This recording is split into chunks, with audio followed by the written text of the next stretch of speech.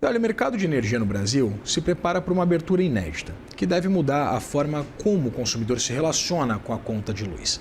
Até 2028, todos os consumidores vão poder escolher os fornecedores sem depender exclusivamente da distribuidora da região.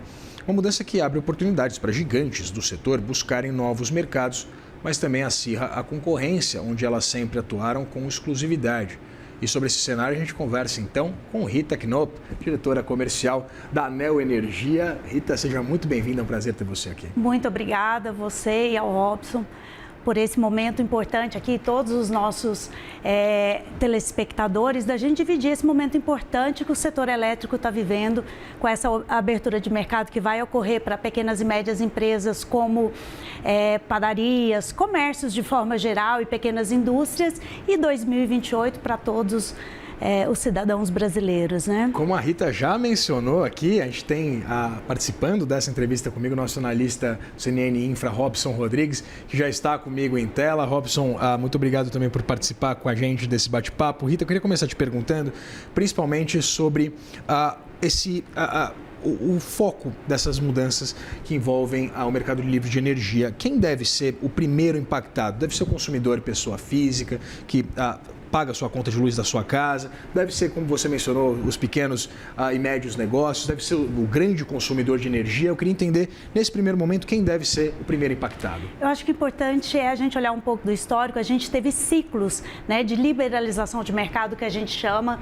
Então, a gente teve um primeiro grupo, que foram as grandes empresas. Em 2024, a gente abriu para as médias empresas, que a gente chama média atenção. E agora, em 2027, nós vamos ter a liberalização para pequenas indústrias e comércios, né? A gente está falando de supermercados, de hotéis, de forma geral. E depois, em 2028, a liberalização para todos os cidadãos. Então, aí a gente está falando de mais de 90 milhões de brasileiros que terão acesso e poderão escolher a sua empresa de energia. Robson, por favor, a palavra é sua. Rita, muito obrigado novamente pela gentileza de vir até o estúdio aqui de São Paulo.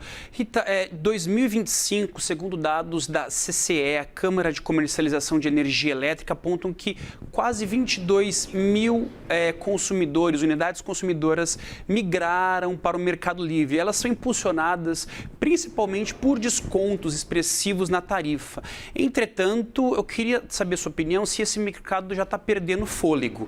A própria CCE mostra que o número de consumidores que estão migrando caiu muito. Janeiro de 2026 caiu quase 16%. Fevereiro, 52,9%, 52,6% foi o tombo. Ou seja, os consumidores, eles não estão tendo mais aquela promessa de redução da tarifa, que realmente era o que impulsionava a migração para o Mercado Livre. Se a gente observar, hoje ainda existe 55% dessas empresas que não migraram para o Mercado Livre, mas essa desaceleração, eu acho que tem muito a ver ainda com a oportunidade do conhecimento, porque ainda existe hoje, para esse mercado, a possibilidade da gente ofertar para essas empresas um serviço personalizado, energia renovável, muito em função do consumo que essa empresa tem. Então, nós acreditamos que essa queda tem muito a ver com a falta de conhecimento ainda para acessar esse mercado, porque as vantagens de você ter uma jornada do cliente, você ter esse atendimento personalizado e ainda assim, quando a gente compara essa possibilidade deste cliente ter um contrato de longo prazo, ter a previsibilidade de quanto a gente vai pagar, e se você comparar a atual tarifa que ele tem, ele ainda tem muitos benefícios. Então, nós acreditamos que esse cliente precisa ter acesso a essa informação. Ele está um pouco mais pulverizado, ele é um cliente menor do que os que migraram até esse momento. E é muito interessante esse ponto que você traz sobre esse nível de conhecimento. Eu queria entender, a gente fala do consumidor que acessa o Mercado Livre como um consumidor que tem um arcabouço jurídico, regulatório mais definido. Eu queria entender se o consumidor, principalmente o consumidor pessoa física, ele vai ainda passar por esse desenvolvimento ou esses entraves do ponto de vista jurídico para acessar o livre mercado ainda pesam mais para que seja possível esse ingresso.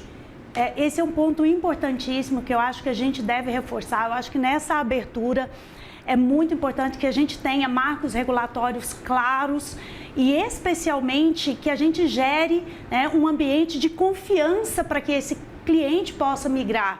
Se a gente observar, quando a gente olha para o momento que a gente está vivendo regulatório, ainda existe algumas dúvidas que a gente sabe que a ANEEL e o Ministério de Minas e Energia está debruçado sobre ele, para que a gente possa gerar e levar uma forma simples e clara dessa jornada que esse cliente vai ter que viver nessa abertura de mercado, né?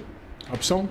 Rita, a gente também vê neste contexto de abertura, que é muito importante, uma série de consumidores migrando, um início de que alguns players do setor elétrico têm dito que é uma crise no mercado livre de energia. A gente viu aí pelo menos mais de uma dezena de comercializadoras quebrando nos últimos 2 anos. Golden, Máxima, 2W, Bovem, uma série de empresas aí à beira da recuperação judicial e acessando a justiça para não terem, enfim, para não terem a quebra de contratos antecipadas.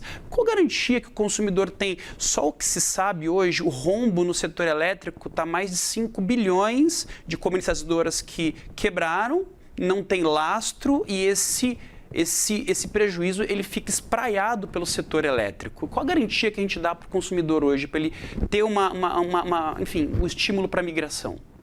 Hoje, o consumidor, é importante que na hora que ele faça essa escolha, ele estude a empresa que ele vai buscar para essa relação contratual de mais longo prazo.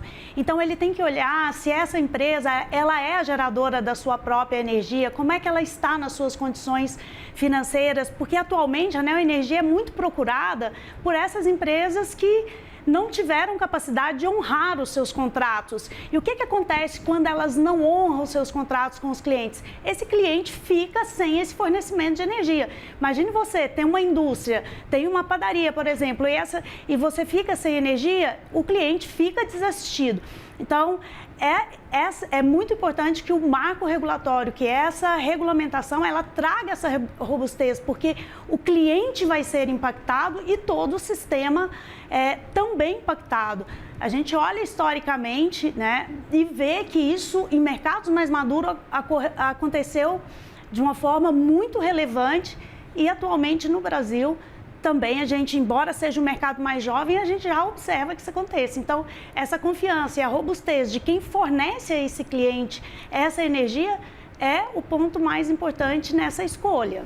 Então, você fala sobre esse ambiente regulatório, eu acho uma discussão bastante relevante. Eu queria entender, dada essa draga financeira que as agências fiscalizadoras, as agências regulatórias como um todo, elas passam, hoje, a Agência Nacional de Energia Elétrica, a ANEEL, tem estrutura para fazer a fiscalização, principalmente desses novos ditames contratuais, se não há qualquer tipo de desrespeito nos serviços prestados pelas companhias escolhidas por esse consumidor, agora de forma mais livre?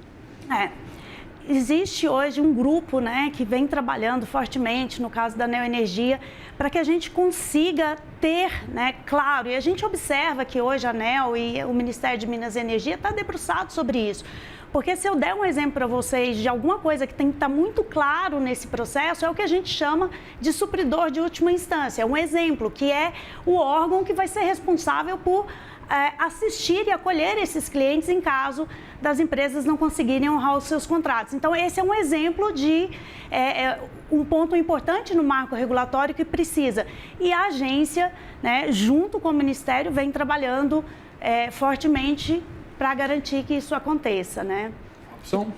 Rita, você falou aí do supridor de última instância. Isso já está suficientemente desenhado? Veja só, o próprio diretor da Agência Nacional de Energia Elétrica, Fernando Mosna, ele usou a expressão jogo do tigrinho para se referir a algumas empresas que são, vamos usar essa palavra, aventureiras, que entram no setor. Há uma linha também de pensamento dentro do próprio setor elétrico que defende a autorregulação, ou seja, eu tenho uma relação bilateral, não precisa de um intermediário. Então, quero entender, esse supridor de última instância, ele está desenhado hoje para dar segurança para o consumidor falar, não, agora eu vou sair da minha distribuidora e vou contratar uma comercializadora de energia? E precisa, né? Ele está sendo desenhado e ele precisa estar muito claro com todas as regras de como isso vai acontecer. Quando a gente olha as experiências internacionais, os outros mercados, esse órgão, ele existe e ele determina claramente essas regras, né? No Brasil, se isso não acontecer, a gente não vai gerar confiança suficiente, robustez suficiente para que esse cliente faça essa migração. Que hoje a gente já vive um momento que ele não existe e que as empresas vêm sendo impactadas. Então, ele está sendo desenhado e sem ele eu acredito que teremos muita dificuldade em manter essa clareza para essa jornada simples e segura, né? A gente conversou com Rita Knopp, diretora comercial da Neo Energia. Rita, muito obrigado pela disponibilidade de conversar com a gente. Obrigada a todos vocês.